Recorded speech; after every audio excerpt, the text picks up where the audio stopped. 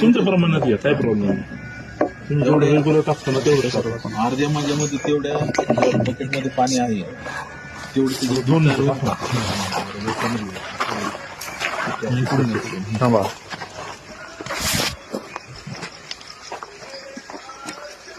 पाणी दाखवतो मागे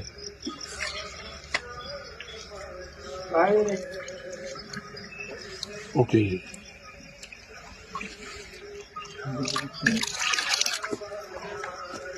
काढ घ्या बरं परत वरती एकदा मिक्स करा आणि वरून असं टाका. वरून टाकताना बरोबर घे ना हातावर घे ना असं हा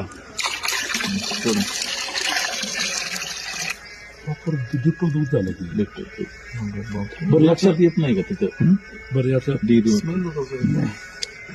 नाही त्याच्यामुळे का नाही लक्षात येते. बरं हे याचं फॅट वगैरे सगळं प्रॉपर बसतं. किती फॅट बसतं बरं आता मला काय म्हणायचं आता हे जे आहे तुमच्याकडे गाय किती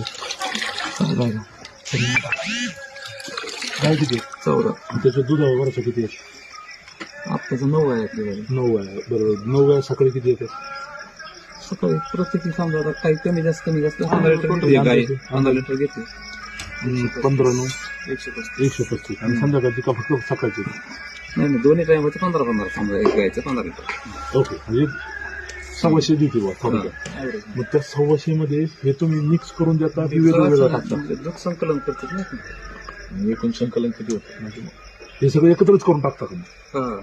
तुमचं संकलन किती होतं एकत्र 950 1000 रुपये जास्त होतंय की मग हे कसं बिनकामात करतो हे आयडिया कुठून आली कार्यकर्ते पण चालेल. बरं मग हे सगळं एकत्र मग फॅट तुम्हीच लावता ना फॅट कोण लावता तुम्हीच आणि मग तुम्ही पुढं कुठे द्यायचा समजा मग तुमचं जे दिवसाचं किती कलेक्शन आहे 950 मग ते 950 लिटर एकत्र तुम्ही तिकडे घेऊन जाता मग तुमचं हे होत असेल फॅट बसत असेल बरोबर सगळ्याचं.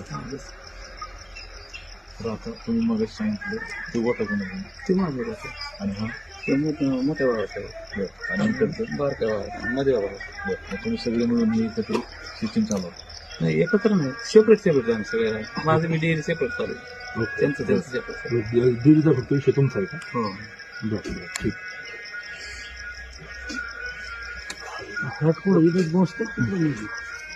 सांगत